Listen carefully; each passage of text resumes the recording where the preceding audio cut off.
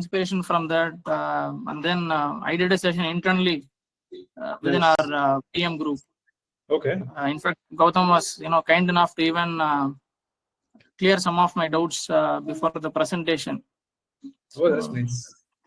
So thanks for the community, and thanks for everyone contributing to this cause. Yeah, helping everybody learn and get better. You kind of made this session happen, so thanks for that. But anyway, generally, I think hopefully this helps. And it's definitely helping. Probably many times it's not getting reinforced to you. So I just thought I'll at this moment I will just let you know this. Really appreciate this. All right, folks, we'll start in a minute, okay?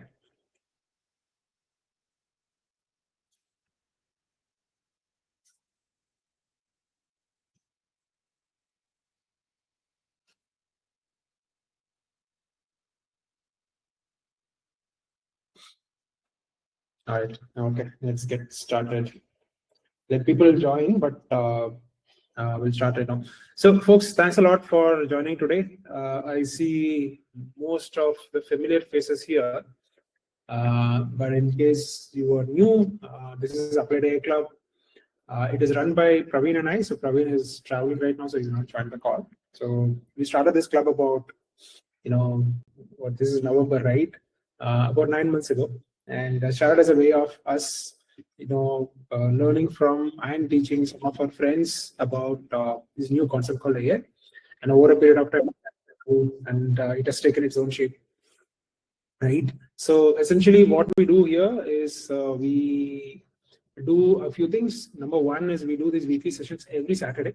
So every Saturday morning, 10 o'clock, we get a session going. This is either us teaching some concepts or an external AI expert coming and teaching us about a new concept that we've not seen before. Or it could be some of the demo sessions from our community members on the projects they've actually built. So this is what happens. All of these sessions are recorded and they're put on YouTube. The sessions are free. The YouTube sessions are free. Hopefully it actually helps everyone over that. Right. The second thing we have started doing is there is a form of self-study study group where people can learn specific concepts. So a couple of them which are running are, vibe coding and N8N. So there are folks who join those clubs. They put a commitment amount of like $500, learn the concept, do a demo. And if you do a demo, the money goes back. Like we don't want to make money out of it. But if you don't do it, obviously we don't give it back, right? So that's a very simple skin in the game kind of concept for you to learn by yourself. So that's something we do. And third is we already have a community of WhatsApp groups. We have like 400 plus people, which is mainly for, discussing about specific problem statements or new things that are actually coming around there, right? So this is what we do. If you are interested, if you're not part of the club already, and if you're interested, just check out appliedai.club. I will put the link in the chat message. Okay, so so that's it about the club. Before we start, a little bit of housekeeping. This session will be recorded and put on YouTube. If you do share any sensitive material, etc., just let us know ahead of time. We will usually post this on Mondays. Before tell us, we will take care of removing that sensitive information, right? And again, the recording will be available on YouTube on Monday. And if you're part of the club, we'll actually send out as an email. That's it. So yes, now that is out of the way. Today we have a very different kind of session. So we've done one of this kind of session before, about like 3-4 months ago, which was very, very useful. And I'm very, very glad that Vivek is able to join us and kind of take us through this. So Vivek and I have known each other for we studied our UG together. Right, so it's been 17 years since we actually completed the UG, and like 4 years before that, so it's about like 20 plus years. But luckily through Guru's help, we met again, and it was so nice to connect again after like 17 years. We hadn't spoken before that. During that time. And Vivek does a lot of interesting things, like somewhat similar to me, where he has kind of left the corporate life and trying to do something very, very interesting in the current space. The part that I really liked is that so far, over the last year or so, I have done probably some 10-20 coding projects. A lot of them are in production, and the biggest problem that we actually see is it is so easy to build the product, and you just right now the whole setup thing is so muscle memory for me. I just set it up, run, build the product, launch it, then you go back and think like, why did I even do this? Like, why do I have like 12 projects while I'm using like probably like one or two, right? So a lot of times we don't think through specific, think through why we are doing certain things, like who are we doing it for, etc. And when we spoke with Vivek, that is the concept I really loved. So yeah, he has something very specific. He has not like disclosed how he is going to structure this. I'm very curious on how this is going to go. But yeah, I'll not steal his thunder. I'll let Vivek do his thing. So first of all, yeah, thank you so much, folks. Vivek, you set the context on how the group should actually behave, when can we ask questions, etc. But over to you, man. Thanks. Thank you. Just doing the mic check first. Everybody can hear me fine. Bala, thumbs up. Okay. Let's do the screen check next.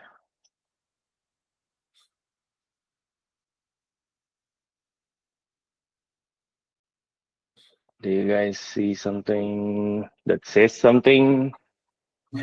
Yeah. Yes. I guess now it should be a white screen. Nothing on it. Yes, that's the entirety of the talk presentation. Okay, cool. So first of all, folks, good morning. I guess it's mostly crowd from IST time zone. So good morning. Thanks, Bala, Applied AI Club here for having me, and Gurnadan for connecting something he saw that I was cooking to Bala, and then this happened. So today I want to talk to you guys about something that's been the top of my mind the last 1 to 1.5 years as I work with a lot of early stage ventures and companies scaling into AI, SaaS, and whatnot.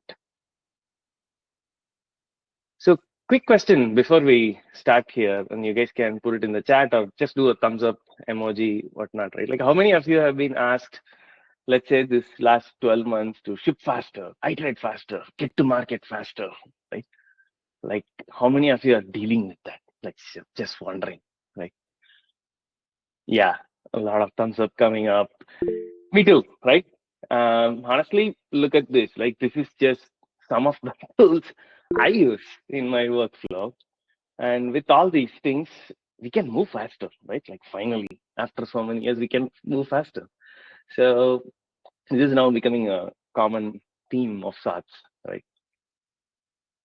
The reality is the game has been changed, right? Changed by a huge margin. Features now ship in days instead of weeks, in some cases days. And the cost to build and iterate has really plummeted. Everybody is on a race, right? Like everybody's on a race to ship faster.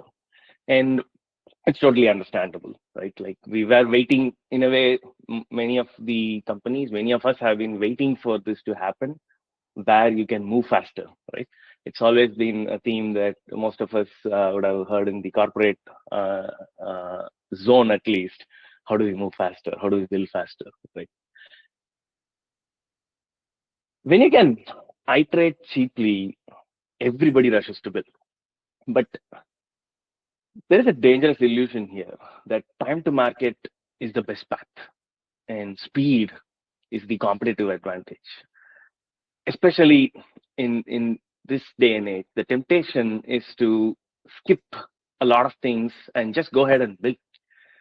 But here's the brutal truth, right? If you are iterating on the wrong problem, you're just building layers on top of a cracked foundation.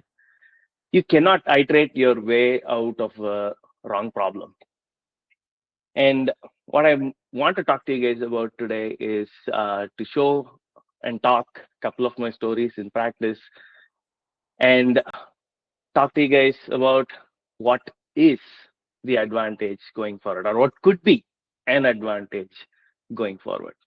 So let me start with a story of how it almost cost a founding team their entire product vision.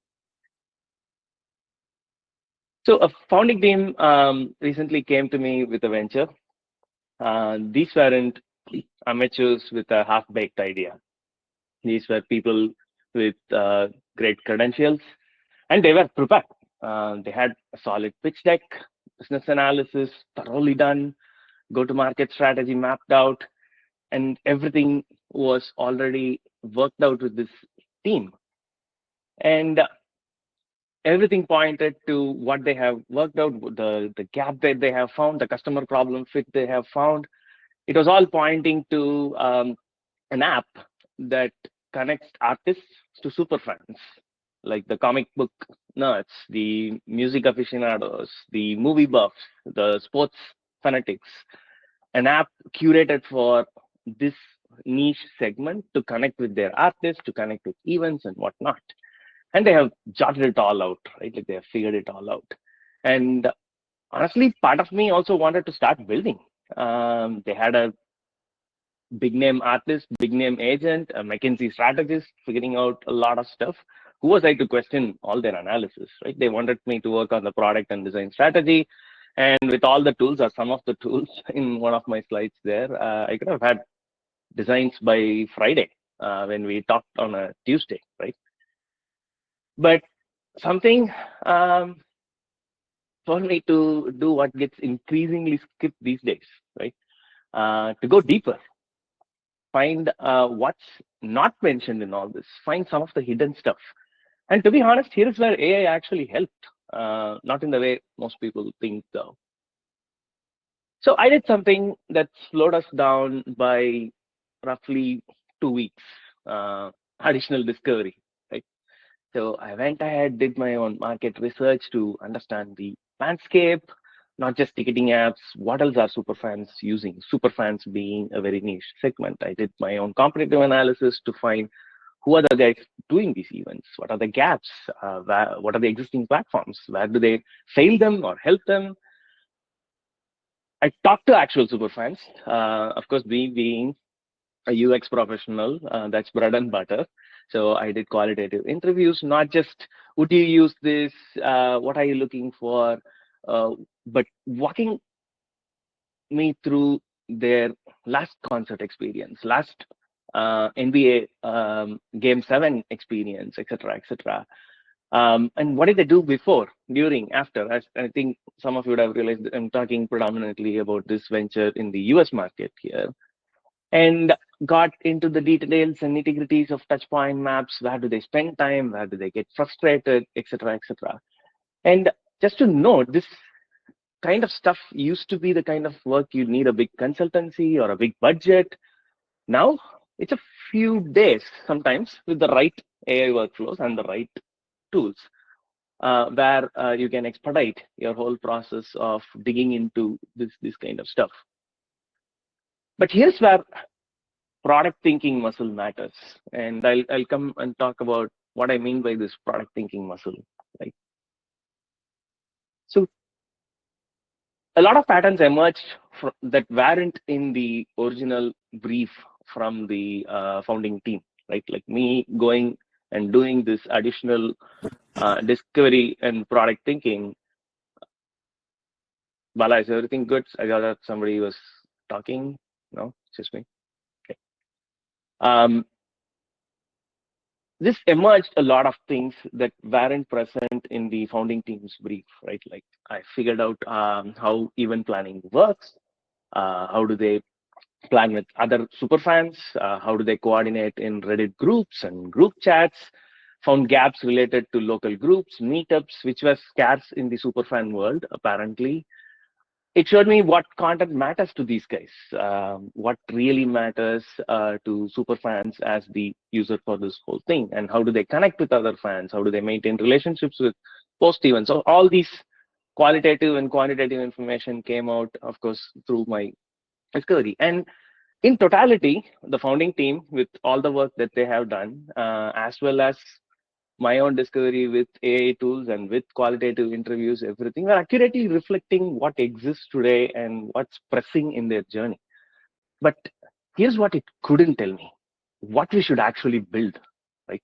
Or what would make these super fans pay a premium instead of using regular social media, event apps, Google Photos to store their memories and whatnot.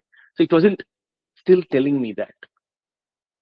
So while all this happened, I started piecing it all together to find their actual decision-making journey. You can see the touch points, the pain points, opportunities, customer journey maps, service blueprints, and all this stuff, but I was looking for the thread. right? That what is their decision-making journey in all this? The magic really wasn't at the event. The magic was in the anticipation of the event, anticipation of the Taylor Swift concert, anticipation of the Game 7, and sharing it afterwards. So that's where the magic was there for the superfans niche. And they weren't asking for better photos. They were asking for who else is going? How do I find my people? How do I stay connected afterward? Let me show you it in their own words. Some of the interviews, things came up like they were not talking about the artist. They were talking about, hey, I love meeting people who get me, who get my own interests towards DC Comics or Marvel superfans, who goes to the New York Comic Con, San Diego Comic Con. What important for them was not going to the concert, not going to the comic event or meetup or meet their artists, meet their idols. It was also knowing who else is going. It was not just about photos and memories. It was about who they experience it with when they go to these events, them being super fans. And the market was huge. Super fans spend a lot of money and they go to up to 10 to 12 events a year, which is a huge potential considering how much money is spent, whether you are into sports or concerts, music stuff, or like I said, movie and comic stuff. Community was not a feature request for these superfans. It was their identity. It is what these superfans identified themselves with.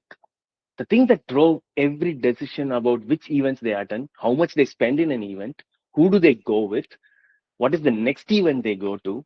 It was all determined by not the artist, not who's in Game 7, not just who's playing in Game 7 of that NBA finals. It was the community which was driving many of these decisions. And it is this muscle that I mentioned in the beginning, the product thinking muscle, that helped me synthesize across all these sources to discover their actual decision path and what could be the main thread for this new product success. And that was community. So here's what we built instead. Not another photo sharing app, not just another social feed. What we ended up building was a place where they can find out who's going to these events and what are other superfans saying about these upcoming events. Event intelligence, what they needed was what's going to be in the event, what is the predicted set list, who's doing the opening act, etc., etc. And giving them the power and the ability to connect with other superfans while they are in the middle of the event. Who are near me, how can I do discussion groups while the event is happening about what Taylor Swift is wearing for the next song. And giving them the ability to plan meetups, pre-events, during the events, post-events, create their own chapters, meetups and all that stuff, which were all missing to build that community for the superfans niche. And even post-events, how they can control in a privacy-focused, trust-focused community that they could build.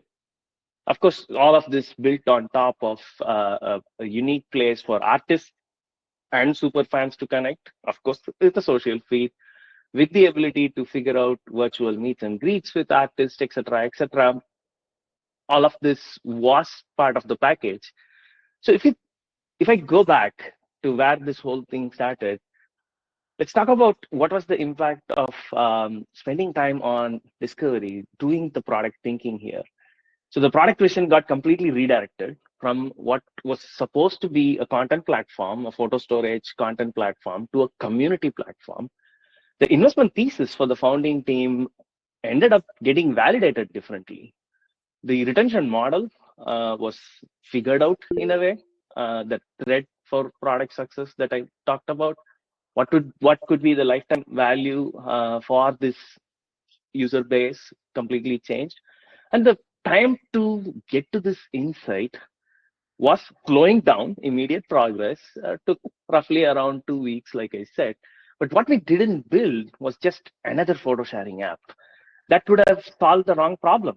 It would have been beautiful, but it would have just simply solved the wrong problem. Simply another social feed would have solved the wrong problem.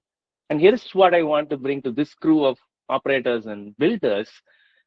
This isn't just validation. This is your moat. Doing this, stopping and slowing down and doing this isn't just validation, isn't just user research. This is your moat. When everybody can ship fast, the teams that discover fast and discover the right problem will be winning, in my opinion. And this founding team or anybody in my boat could have used the same exact tools, including the AI tools. Everybody has access to all of it. But what's important is that I asked different questions to find what I was able to find. So this is one example where this product thinking muscle and the process of discovery changed everything. But you might be thinking, hey, Vivek, it's a new venture, startup, it's a new product vision from scratch, 0 to 1. Of course, you do all this kind of stuff. Everybody has things to do all this kind of stuff. Let me talk to you guys about another example where this type of thinking matters, not from a startup 0 to 1 world though. Over the years, working on big enterprise for a long time, I had the privilege of building design system, working through it, figuring it out as a UX strategist, as well as being a product owner on it. I had built one that saved a good amount of money annually for a big chunk of developers, designers across multiple pods and whatnot. And eventually, another venture and another line of business came to me asking, hey, you have done this before. We have close to 2,000 users on this product. Engineers keep redoing UI for consistency. Designers are frustrated. PMs are not able to move fast. Can you do that design system thing you did for us as well? And in my head, it was an easy win, right? Like, I know design systems, I've built them at scale, I know how it works. I can start tomorrow, have a good year by redoing what I already did.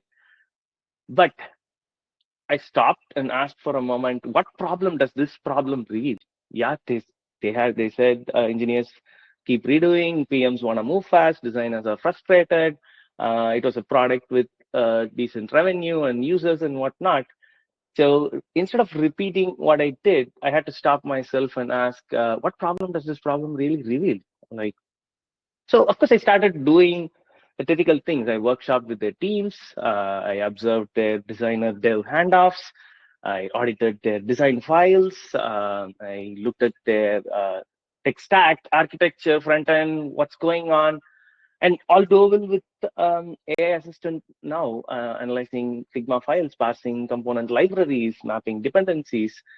All these are possible and could be done faster with the recent slew of AI tools. But here's what I did that AI can't do, or at least for now, AI can't do.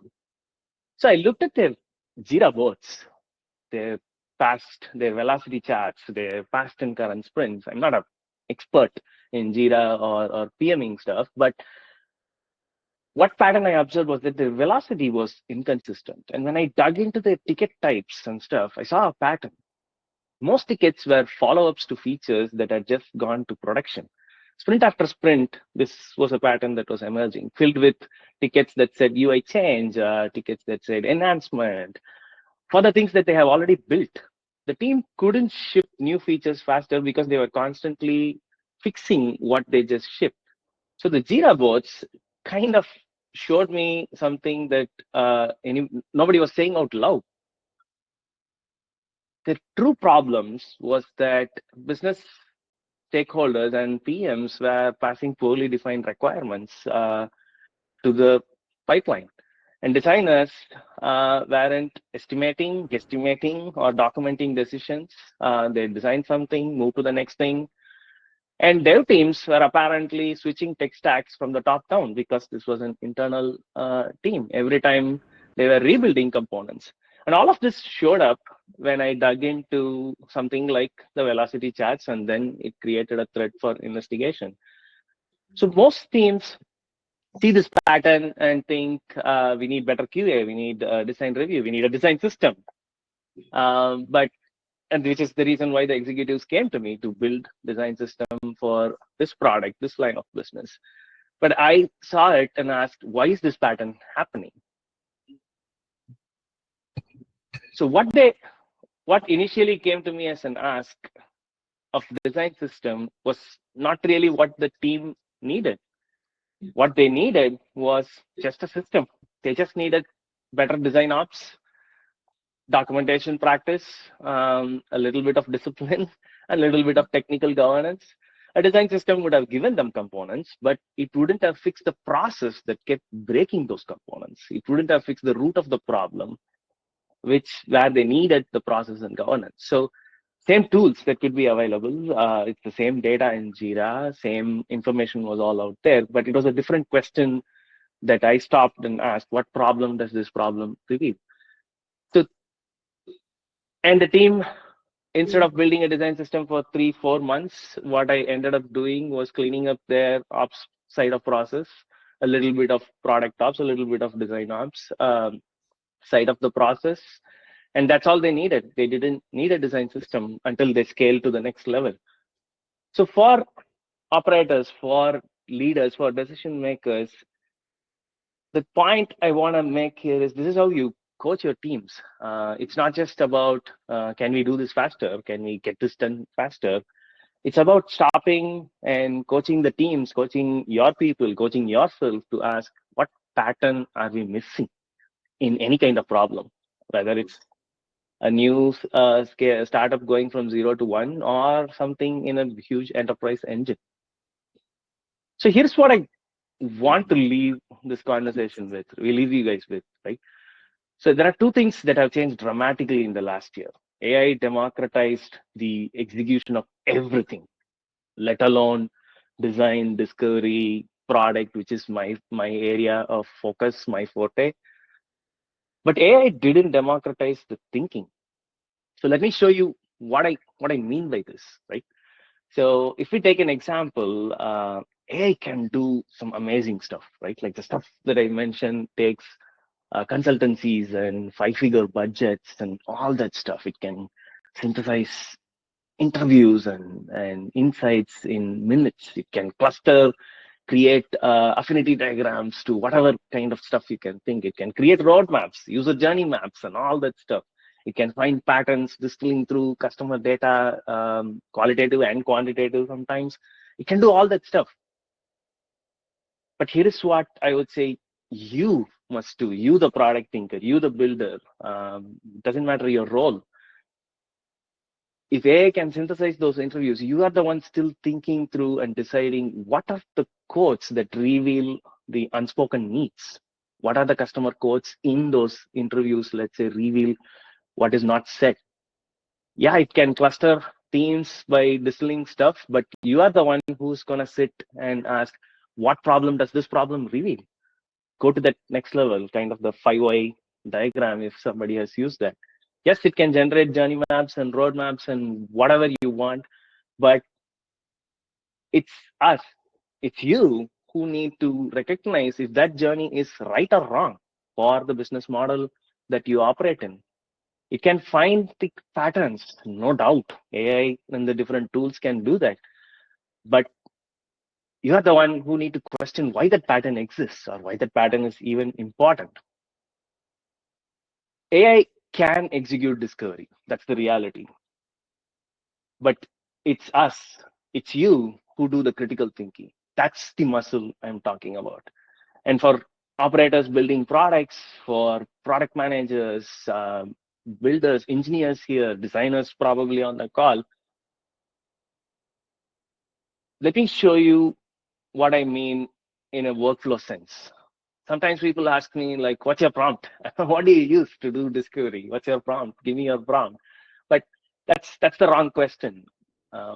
Here's how it's supposed to work, or at least here's how I'm making it work. In any problem, let alone discovery, hunt and gather and dig through data, as much as you can. Of course, use AI to cluster themes around any kind of synthesis you need to be done. But make a note, here is where my brain, or in my opinion, your brain should come in and to look for contradictions. Look what's missing. Again, use AI to figure out what you are not seeing. It's not just about finding patterns. It's also about using AI to your advantage to figure out what you are not seeing. And time to time, it's a cyclical process. And then using my brain in all the stuff that I'm working on to connect it back to the business model, to the revenue model, to the go-to-market strategy, etc., to the constraints that the team has, because every team is different, every product is different. It's connecting it all together, and then deciding a direction. And you need to use AI to execute fast. Execution is faster, and to stay relevant in these days, you are gonna obviously connect AI to execute fast, again, regardless of whatever role you play. But all of this works only if you ask the meta question first. Am I solving the right problem, right? AI does the synthesis, but I do the sense making. I make sense out of things. I connect it to some sense, business sense, product sense, whatnot. That's the partnership, at least I have with AI these days. So in reality, here's what's happening, guys. AI democratized the tools going back, market research, competitive research, user behavior synthesis. It's now accessible to everybody, right? These things that used to require huge budgets are accessible to everyone, but tools aren't thinking. Everyone has ChatGPT. Not everyone knows what questions to ask. Everyone has access to fast iteration these days, Cursor, Lovable, whatnot, Bolt. But not everyone knows which problem to iterate on. And the reality is that the roles are blurring. I think all of you would have realized this. The very fact that you are joining this session on a Saturday morning, the roles are getting blurred. Research, design, strategy, product management, UI engineering, front-end engineering. The roles are really getting redefined. But product thinking as a baseline has always been strong. And now it's actually accessible to everyone. It is not this niche skill only available to product managers or UX designers. It's accessible to everyone. The question really becomes, are you building that muscle? Are you helping your team build that muscle? That's going to be the real question going forward. I'm coaching a designer who is transitioning into product design. Very smart, talented, knows the tools. If you see this guy sitting on this chair with hair, that's me. Unfortunately, I wasn't able to ask the AI tool to use more credits to make a bald version of me. So we are building one habit. With this designer, what we are doing is we are building one habit. Every Monday morning, I ask this designer especially, hey, before you open Figma, play back your last week's stakeholder calls. Write down 5 questions you didn't ask. That's it. That's the start of the muscle. Not a big research project, not asking for permission, not waiting to talk to real users. Just start with, what are you not asking? What are they, the stakeholders, business, product managers, whoever your stakeholders are, what are they not saying? Start there. So if I have to put it all in a so-called framework, what I'm talking about is go out, seek the unasked and the unmentioned. What are they not saying? Record your calls, use Fathom, whatever. Look at the stuff, find for signals in places that people are not pointing you to. Again, regardless of whatever your role is, whatever type of problem you are solving, now that the tools are accessible. Empathize, truly. A lot of my peers, my colleagues, would use this word empathize very, very loosely. It's a hard game. It takes years of practice to truly empathize. But keep in mind, right now, we all have the ability to simulate your user's world as much as possible. This is where AI comes in and helps, right? You could create synthetic personas. You could create journey maps and then do the thinking instead of sitting in a room and putting stickies all over the place and breaking your head how you are going to convert it all into synthesis. So simulating your user's world is much faster and easier these days for all of us. So everybody should try to empathize truly, figure out what lies between the data and the qualitative insights, figure out the contradictions, make the contradictions bubble up, and ask very hard questions on what problem does this problem reveal. I think, like Bala was saying in the beginning, everybody is building, but what's gonna sustain is the ones that went one level deeper, two level deeper, 5 levels deeper. The request is always a symptom, it's not the root. Whichever setup you are from, it usually starts with a symptom. Whatever is asked out of you, whatever is asked in the Jira ticket, whatever is asked in that product brief, it's mostly a symptom, not the root. So you can take the process of going much deeper. And then this is an era of where since it's so easy to build, what I am suggesting here is the opposite. Actually solve for less. Because there is this dangerous illusion that now that you can build easily, why not build it? And then we'll figure out some way to test it. But the contradiction that I am finding out here is solve less. Don't solve for everything, even though you can solve for it. Prioritize the 20% that drives 80% of the impact. And discovery that I am talking, especially with my examples there, helps you find the 20%, right? This isn't anything special. This should be just normal. Doing this kind of thinking and setting a process like this, it's learnable, but you have to practice it deliberately. That's going to be the key, especially in this era of how much AI is infused into the process. And here's the meta practice, I would say, right? Like the thing that makes all of this work with AI. This is why I said it's a mindset. It's a muscle. Like when I'm preparing for a talk like this, I don't go out to Claude or ChatGPTs of the world and say, hey, I have a talk coming, help me prepare for my talk, right? What I instead ask is, hey, how should I ask you to help me prepare for my talk? That's the muscle I'm talking about, right? Asking how to ask the question before even asking the question. It sounds small, but it changes your workflow. It changes your thinking. Because this whole product thinking stuff I'm telling is not something you go get a 4-year degree and then suddenly come out. It's not a simple playbook or a framework. It's a mindset. It's being open-ended. It's questioning stuff before you conclude. It's holding the problem space open longer, then it feels comfortable. And when everyone has access to the same AI tools these days, that mindset becomes your competitive advantage.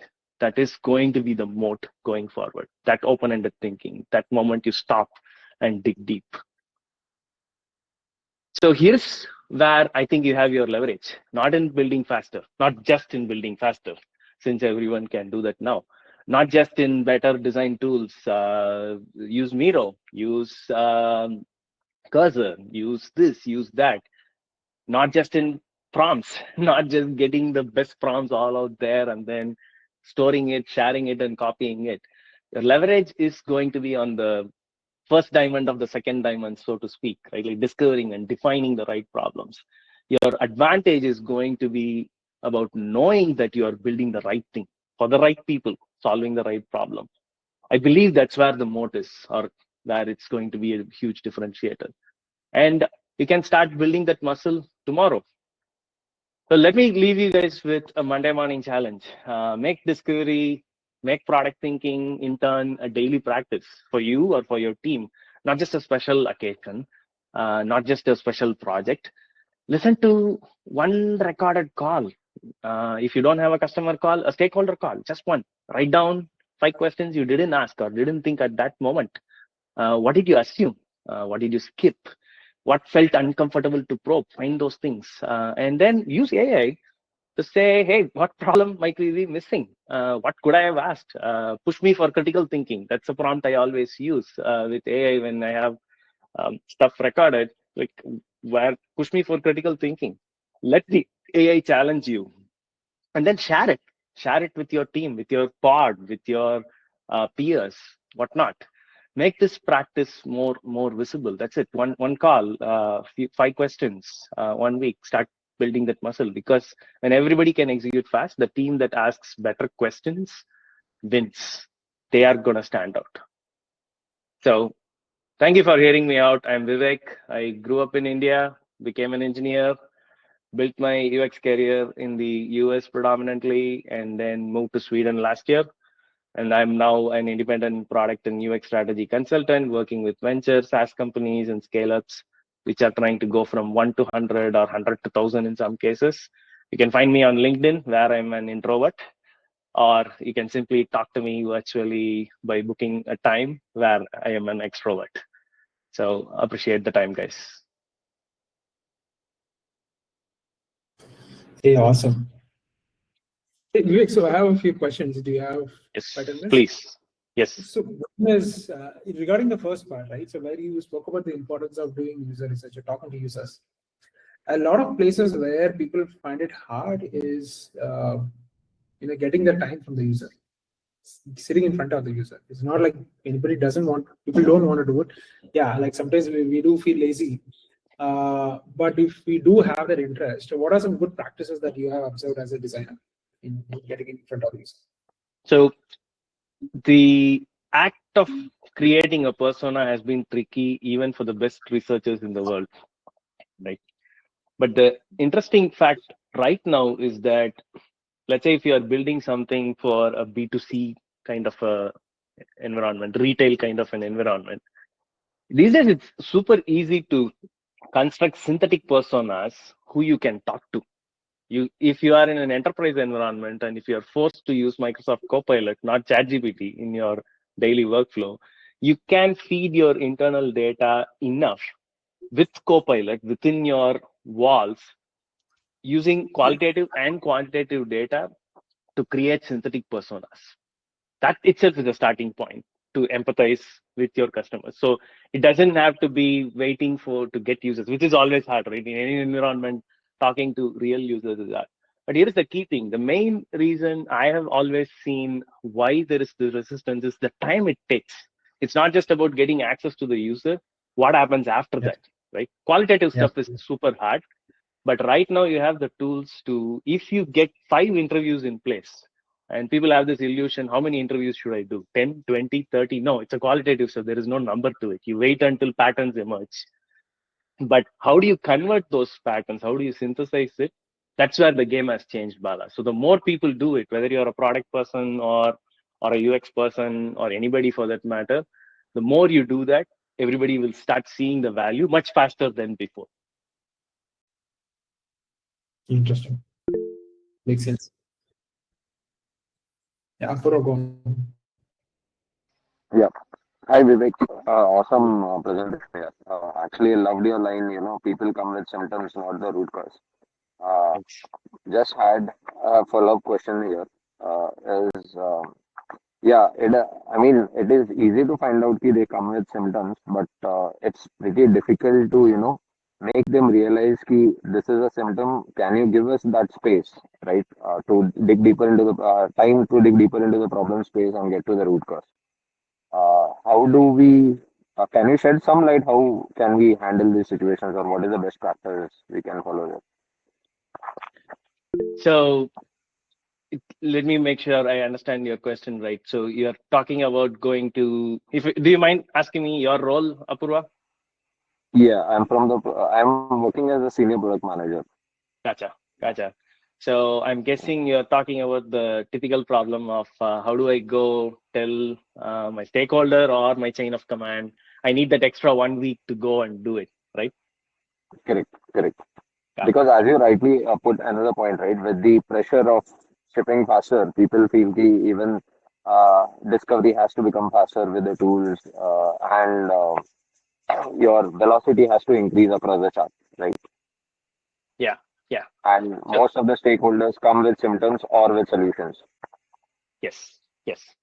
So one thing that has worked out for me, I'll probably use a recent example, right? So instead of asking somebody for a 1 to 2 week discovery time before I was supposed to build a new feature, what I ended up doing was did a data analysis of that existing feature and showed the assumptions using data, which became a one-day activity.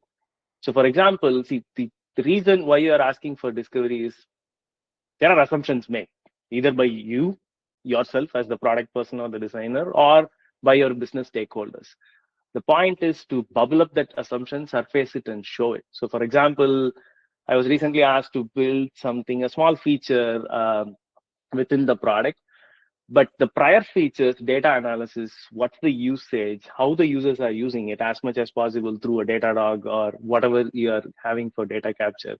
Just bubbling out and calling out the assumptions that people made using a simple 1 day, 2 day data analysis will make them realize for themselves how much assumptions they are making.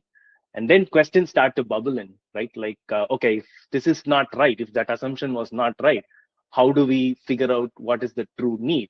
And that's where you pitch in your 1 week, 2 week discovery. Hey, maybe we should talk to a few users. Maybe can we get some clients, real clients for me to talk to as the product person or as the designer?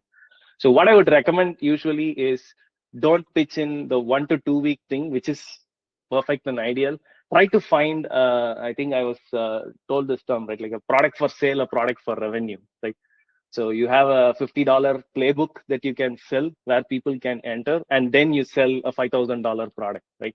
So similarly, I would recommend product folks to start thinking, what is that product for sale, right? Like if you can do a 1-2 day analysis to surface certain things so people can empathize and understand their biases and assumptions to that, and then figure out a way to pitch in 1 to 2 week discovery calls. It's not easy, Apurva. I'm not gonna make it sound like I figure it all out. Whenever I go, I throw a magic wand and then people give me time to do discovery. It's every single time I work with different teams, you find that product for sale. And in my recent example, it was a simple data analysis that grounded people, and then comes discovery. Understood. Makes a lot of sense, Vivek. Thanks. Sure.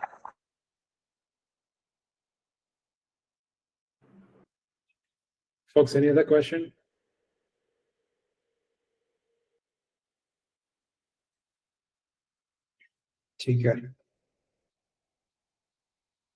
Super.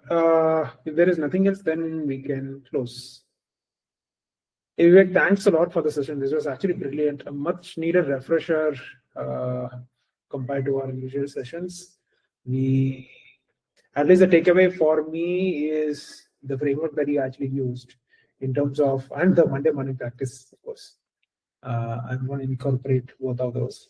Say often, like I also realize that often, if you just pause to ask those couple of questions, your quality of work is going to be like so much better. Or sometimes it's not the magic of what you didn't ask.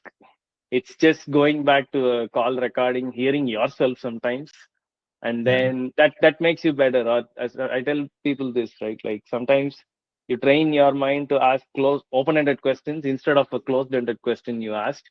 And it's a practice. This is why I said right now, fortunately, AI cannot do it yet.